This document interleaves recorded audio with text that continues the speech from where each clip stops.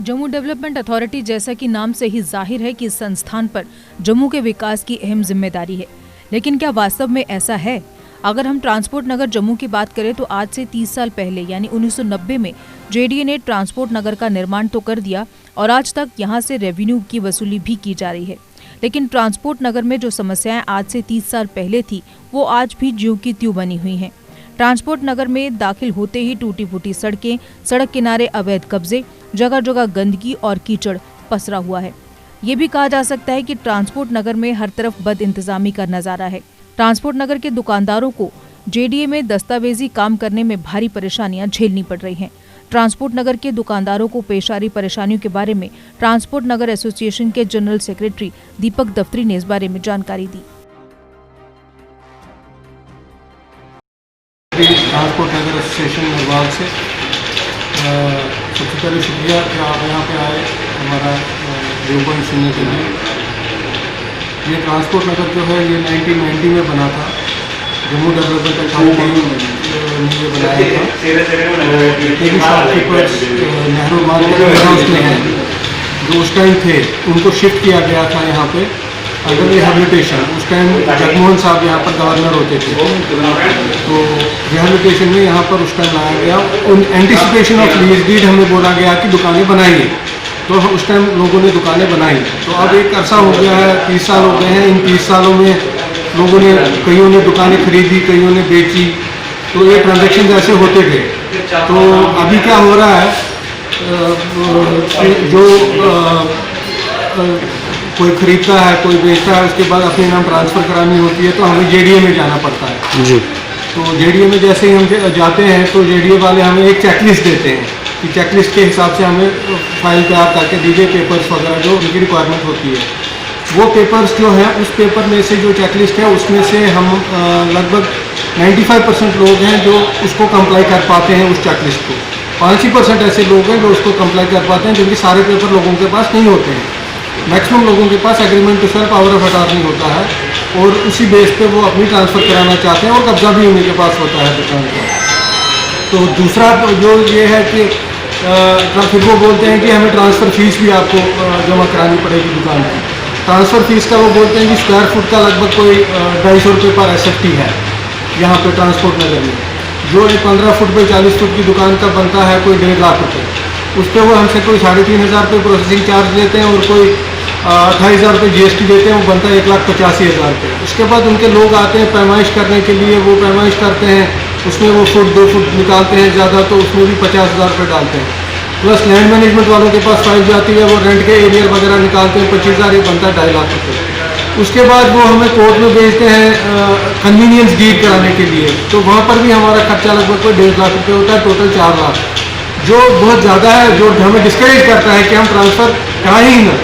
तो काफ़ी जो हमारे मेंबर परेशान है कि एक तो जो चेकलिस्ट इनका है उसको भी कंप्लाई नहीं कर पा रहे हैं, और दूसरा जो ट्रांसफ़र फीस है। यहाँ पर मैं हाईलाइट करना चाहूँगा, जो गांधीनगर, शास्त्री नगर और छन्नी मत है जो JNK हाउसिंग बोर्ड के अंदर आता है, वहाँ पे जो फीस है ट्रांसफ़र फीस वो 10 रुपये है पर SFT एक प्लॉट के लिए, और जो दुकान है उसका लमसम है 50,000 रुपये।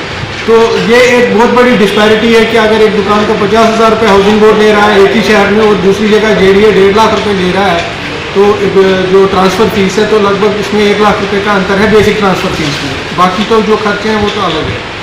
तो इसमें हम चाहते हैं कि LG साहब की अटेंशन हम ड्रॉ करना चाहते हैं कि काइंडली जो ट्रांसफ़र पॉलिसी है इसको ठीक किया जाए, जो चेकलिस्ट है इसको रूल्स को रिलैक्स किया जाए, और जो मैक्सिमम इस टाइम 400 से 500 फाइलें पड़ी हैं जेडीए में, इसी वजह से वो फाइलें क्लियर हो जाए, और जो ट्रांसफ़र फीस है उसको भी रैशनलाइज करके हाउसिंग बोर्ड के पैटर्न पे उसको लाया जाए। दूसरी बात है कि जैसे हमारे यहाँ दुकानदार होते हैं वो बोलते हैं कि हमें मॉर्गेज करनी है दुकान, हमें बिजनेस के लिए पैसा चाहिए, हम दुकान बैंक के मॉर्गेज करेंगे, तो जेडीए के पास जाना पड़ता है परमिशन लेने के लिए। वो परमिशन देते नहीं है, वो बोलते हैं नहीं जी ये लीज होल्ड पर है, हम आपको परमिशन नहीं देंगे। तो अगर आपको अप्लाई करना है तो उसके लिए सीधा रिजेक्शन है। तो उसमें हम ये रिक्वेस्ट करते हैं कि जो लीज होल्ड राइट्स है उनको फ्री होल्ड राइट्स में कन्वर्ट किया जाए, सो दैट हम अपना जो दुकान है उसको मॉर्गेज कर सकें। तीसरा पॉइंट है कि अगर किसी का जो दुकानदार है उसका कोई पेरेंट्स बीमार है, उसको पैसे की शॉर्टेज है, उसको दुकान बेचनी है, उसको भी JDA में जाना पड़ता है परमिशन लेने के लिए। वो परमिशन भी उसको आराम से मिलती नहीं है। जैसे ट्रांसफ़र में किसी को 2 साल, 5 साल, 8 साल, 10 साल लगते हैं, वैसे परचेज़ की परमिशन लेने में भी 5-5 साल लगते हैं और परमिशन मिलती नहीं है। तब तक जिसके लिए पैसे चाहिए होते हैं इलाज के लिए, माँ बाप के लिए, उनकी डेथ हो जाती है, तो वो भी रह जाते हैं। तो कई लोग ऐसे हैं जिनको लोन चाहिए था, तो उनको बच्चों को इंजीनियरिंग कराने भेजना था, वो नहीं इंजीनियरिंग करवा पाए क्योंकि JDA ने उनकी प्रॉपर्टी मॉर्टगेज नहीं की, वो बैंक से लोन नहीं ले सके। और एक पॉइंट है जो लीगल हायर का, अगर किसी के फादर की या मदर की डेथ होती है, उसकी प्रॉपर्टी उसको अपने नाम ट्रांसफ़र करानी है, वो भी इस टाइम JDA में नहीं हो रहा है। 2011 के बाद 2014 मान लीजिए आप, 14 के बाद तो बिल्कुल ही नोट डाउन किया, अभी बिल्कुल काम बंद है JDA में, कोई ट्रांसफ़र नहीं हो रही है। तो दूसरा है कि जो हमें JDA में परमिशन मिलती है ground+1, उसके बाद वो फाइल में ऑब्जेक्शंस लगाते हैं। अगर किसी का सेकंड फ्लोर होगा तो म्यूनसिपैलिटी के जो बायलॉज हैं उसमें है G+2, 3 जितना भी आपको बनाना है, तो वहाँ पर भी एक कॉन्फ्लिक्ट है JDA और म्यूनसिपैलिटी के बीच में। वो भी हम चाहते हैं कि वो एक यूनिफॉर्म हो, पैटर्न पे हो, जैसे म्यूनसिपैलिटी का है G+2, 3, वैसे ही इसका भी हो। तो बाकी सड़कों का हाल आपने देख ही लिया है, आप पहले भी इधर आए हैं। 30 साल से हमारे यहाँ पर JDA वाले बोलते हैं हमारे पास रिसोर्सेज नहीं है, हम सड़कें बना नहीं सकते। तो उसमें हम ये रिक्वेस्ट करते हैं कि हमारी सड़कें PWD को ट्रांसफ़र कर दीजिए, उनके पास रिसोर्सेज हैं, वो बनाएंगे हमारी सड़कें। तो दूसरा है कि जो सैनिटेशन का काम है, म्यूनसिपैलिटी वाले भी अभी कर नहीं रहे हैं। हमें JDA और म्यूनसिपैलिटी के बीच में झगड़ा है सैनिटेशन को लेकर कि कौन करेगा। म्यूनसिपैलिटी वाले इधर आए भी, लेकिन उन्होंने भी अभी कुछ किया नहीं। बाकी मेरे साथी हैं यहाँ पे, गुरविंदर जी, ये भी अपने व्यू पॉइंट रखेंगे, आप इनको भी मौका दीजिए। उस वक्त हमें इन्होंने शिफ्ट किया था नेहरू बाग से ट्रांसपोर्ट। इन्होंने हमें लीज डीड नीड की थी, अलॉटमेंट लेटर और पेज लेटर का शिफ्ट कर दिया था और दुकानें हमने खुद बनाई यहाँ पे। उसके बाद इन्होंने पॉलिसी बना दी ट्रांसफ़र की, एग्रीमेंट और पावर डालने के ऊपर। वो चलता रहा थोड़ा काम, ठीक चलता रहा काम।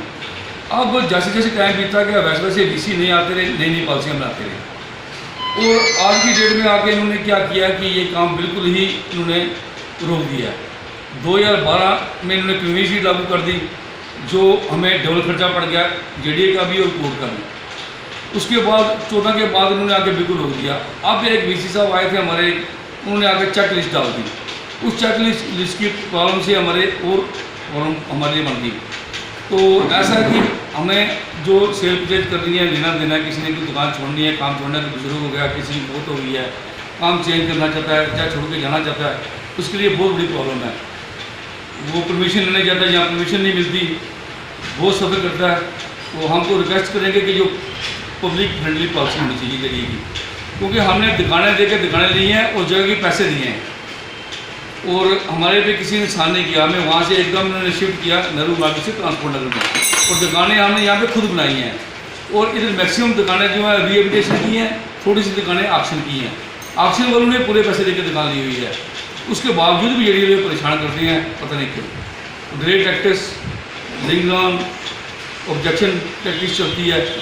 अब जो नई VC आई हैं ये थोड़ी सी पॉजिटिव हैं, ये काम करना चाहती हैं, पर नीचे थोड़ी सी और प्रॉब्लम है, जो इनको पहले के भेजते नहीं है, तो ये बेचारे क्या करेंगे। ये चाहते हैं, इन्होंने हमसे 2 बार कमिट भी किया है तो मैं करूँगी। एक बार वहाँ में मिले इनको JDA में, एक बार ये ट्रांसपोर्ट आए थे, तो उन्होंने हमसे कमिटमेंट किया है मैं करूँगी काम। वो करना चाहते भी हैं, पर नीचे थोड़ी प्रॉब्लम नहीं हो रहा उसकी वजह से। JK Update is fastest growing media house in J&K with 1.5 crore monthly views. JK Update is a best platform for advertise your brands and services. If you want to advertise your products and services, please contact us on this number. Mr. Sushil Sharma, 705-109-1804. JK Update, update रहें हमारे साथ।